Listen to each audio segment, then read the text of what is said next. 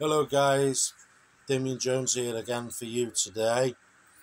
And today uh, I just wanted to do a quick recap on the situation and what's been happening here with me and Katie. And to talk about some of the developments that have occurred and what we've been going through. And I want to warn you, this isn't good and it hasn't been a happy time. I think it's been about a month or so, maybe longer, since my last video. I did take a few videos down, in fact, but you know, Katie's quite happy for me to do this, and it helps. So here I am. Okay, a quick recap on what's been happening in this goddamn awful situation.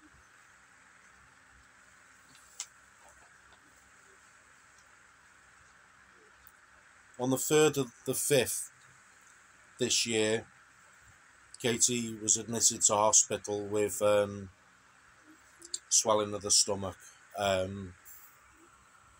First, we thought this was constipation, but after that had cleared, the pain didn't go away, and neither did the swelling, and in she went.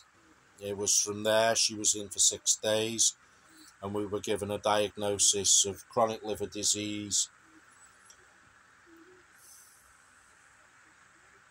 decompensated cirrhosis NASH, with portal hypertension, and she stayed in for 6 days, as I've already spoke of before.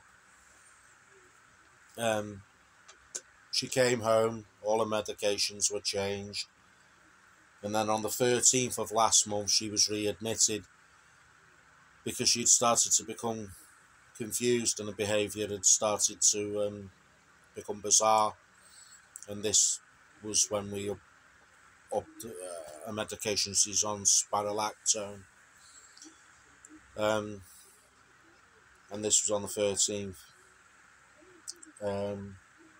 The clinical summary of this was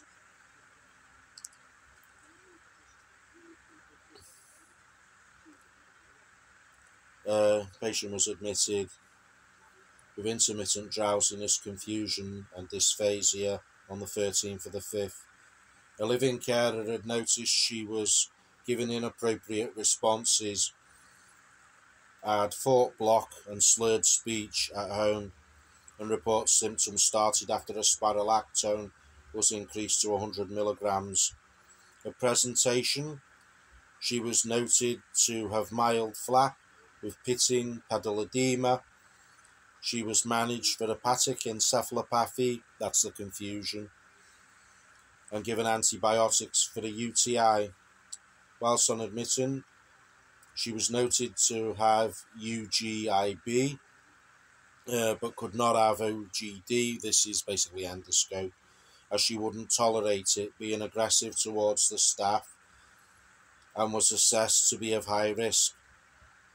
A decision was made to palliate her with a best interest meeting done with her daughter. I won't mention any names, don't worry.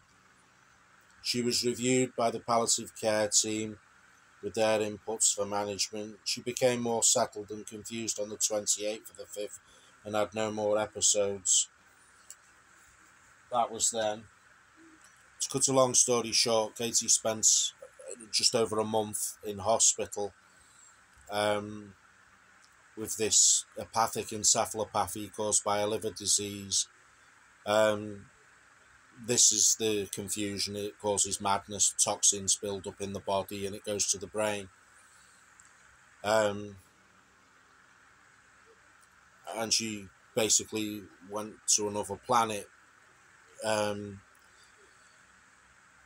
She was first hyperdelirious, and then she went down into more or less a coma type state, and basically they went and told us that she wasn't going to make it. they told us that, you know, things had become really bad, and even if she did come out of it, she wouldn't be the same person again. Um, that was then, and things have developed since then. And yeah, things were very, very, very grim. Now, in addition to this, she had a bleed while she was in the acute critical ward, and the bleed, they believe, come from the portal vein, upper esophagus. These basically like varicose veins form in there, and these, when they become overburdened, have a tendency to rupture. Now, when this rupture occurred, all the toxins from the blood leached into her system, went to her brain, and that's what made things 20 times worse, well, 1,000 times worse than how we came to the point where we nearly lost her. Now, they told us she wasn't going to be coming back, and they said if she did, that she wouldn't be the same again, and they decided to palliate her. But on the 28th, she woke up. She basically slept through her birthday as such. She didn't know what was going on. She didn't know who any of us were. And she even stopped eating and stopped taking fluids. I asked them why they hadn't put up a peg feed or a drip or anything, and they said it wasn't worth it. That's what they said. So I came home one day, and I remembered the story Katie told me about many years ago when she was a little girl. She had kidney disease then, and they said then that she wasn't going to make it. And the sisters who took care of her at the time took her to Lourdes in France, and they bathed her in the grotto at Lourdes, and she made a full recovery, and that was best part of half a century ago.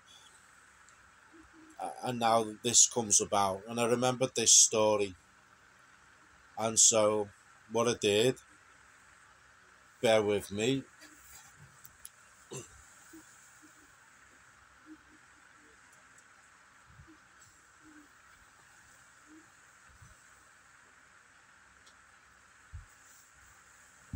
I remembered this story she told me, and I thought I had nothing left to lose, and so I thought I'd give it a try.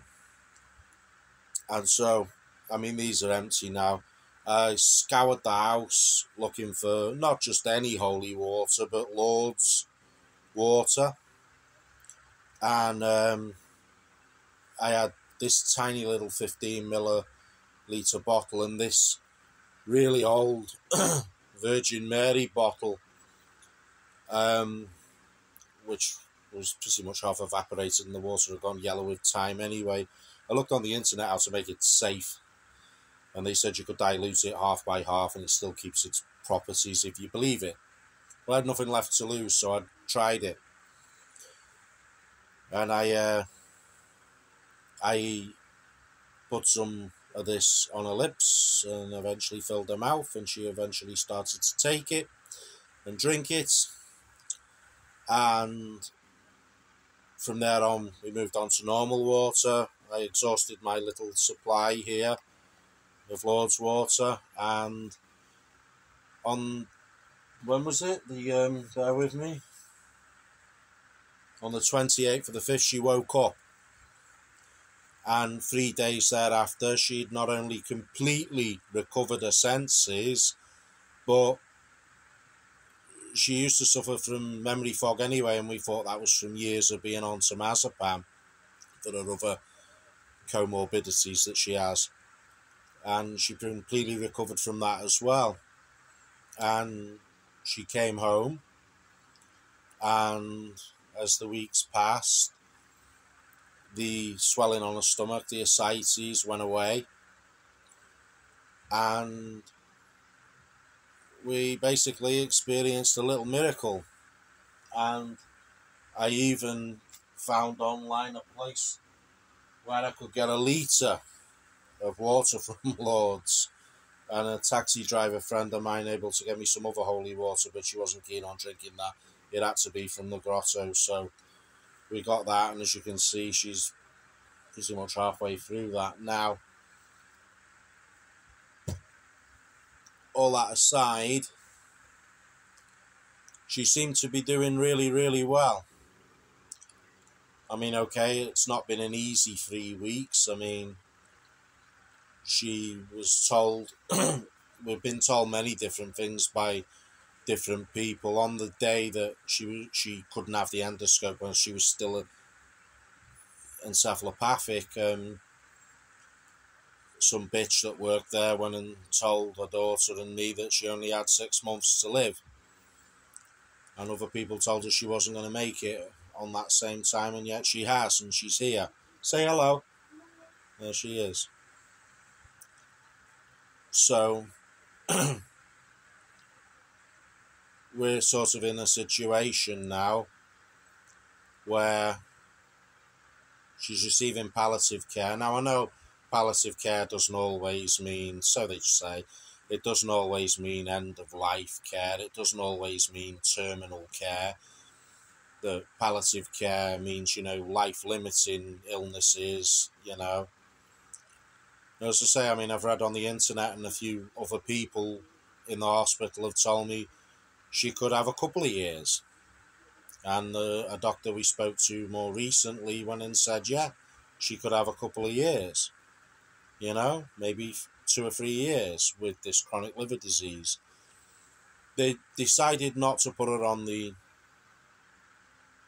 liver transplant register because they said she'd be she's too poorly to take that.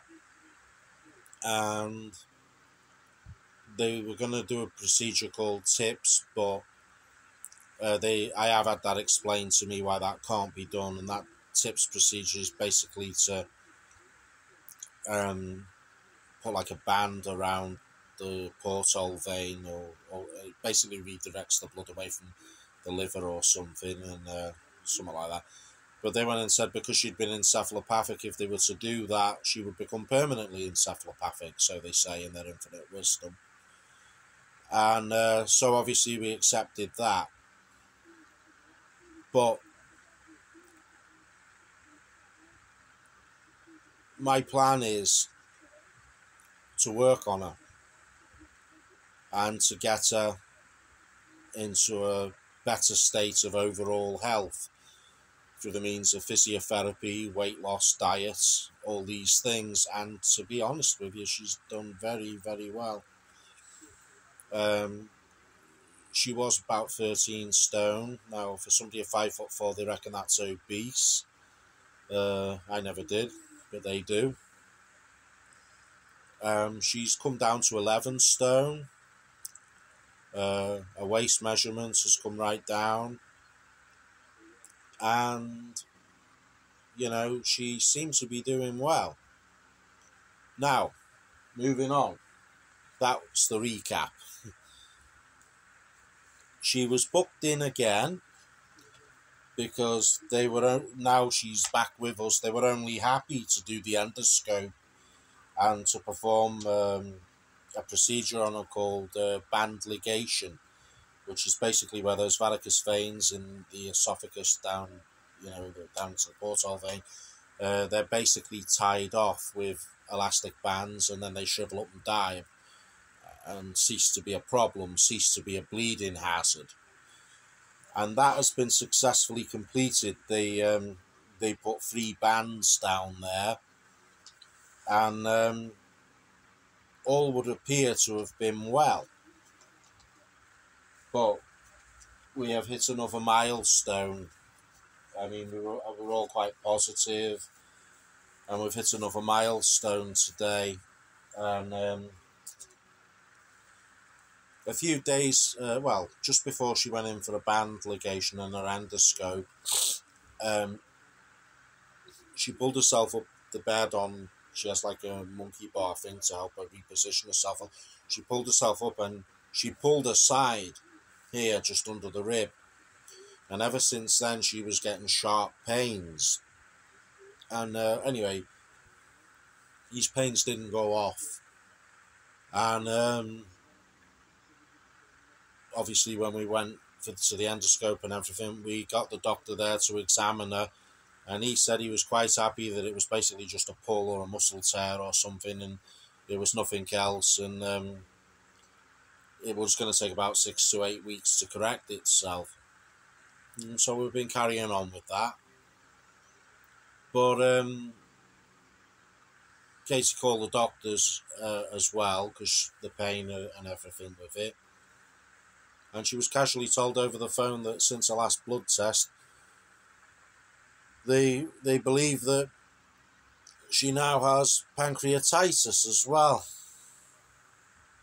caused by the liver disease. So we're sort of absorbing that today. It's basically a case of one step forward, two steps back, it seems, at the minute. I mean, we've had a miracle and she come back to us.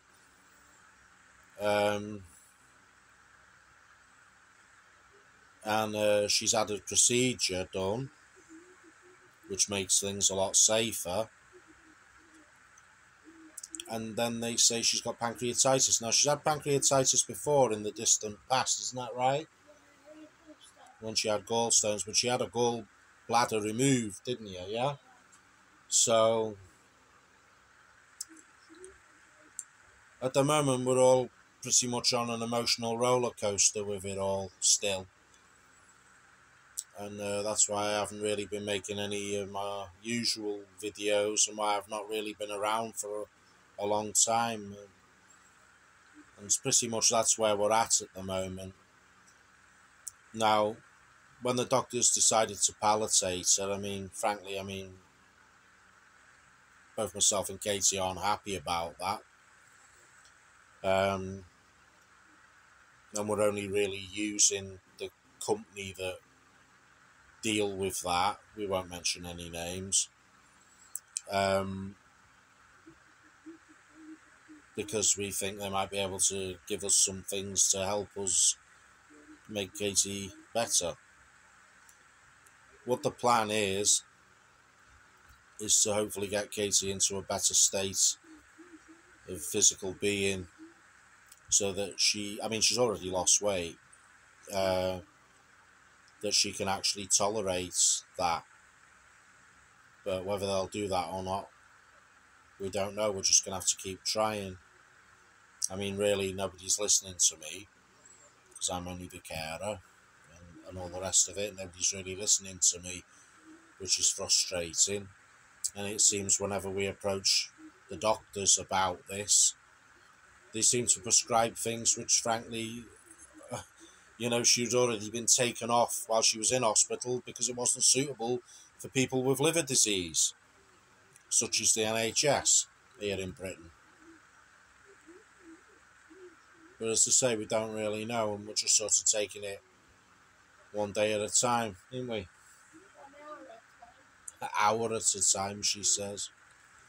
But yeah, the pancreatitis thing, I mean, how serious it is, we don't know.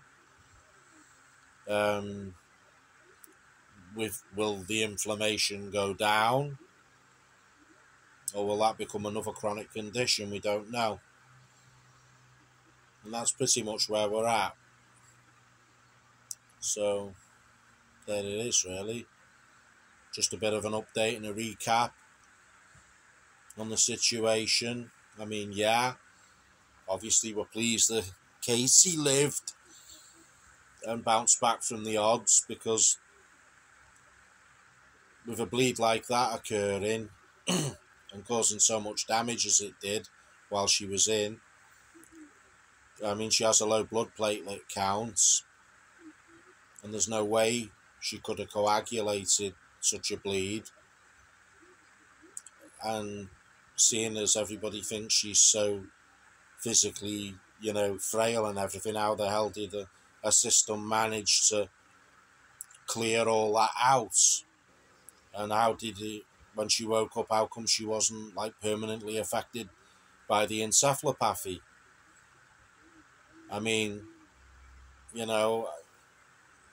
was it the holy water, or was it just luck? I mean, something's definitely happened, but we're still not out of the woods, it seems. And that's where we're at. So anyway, I'll leave it there for now, and I'll probably do another update again at some point. I mean, I would like to do a normal, nice video, but we're in the shit at them. We're still in the shit, and we're not happy. I mean, if we could get this palliative decision overturned, and we could get her onto the organ transplant register, and obviously she's a surpriser, isn't she? She's a fighter. I mean, really, the scary thing about it is, I mean, we don't know what the future holds, That's the scary thing about this. In fact, that's the worst thing about this. And that's sort of what we're dealing with on a daily basis. Sometimes it's hard to remain positive, but, we try as best we can. I mean, sometimes we also take the situation out on each other. That's fair to say, isn't it? We're both guilty of that, really, but we're plodding on, and we're just sort of hoping for the best, really, and there it is. So I hope all of you lot are all right out there that come and look at this and watch me and listen and stuff. I hope all of you lot are all right, that you're enjoying the sunshine and the nice weather. Hope you're all well and all. And I want to thank everybody that, left all the lovely comments that you did as well, because, I really appreciate it. It mattered. It really did help. So, there it is. We'll leave it there for now. And I'll say take care and look after yourselves and all being well. I will see you all very soon. Bye-bye.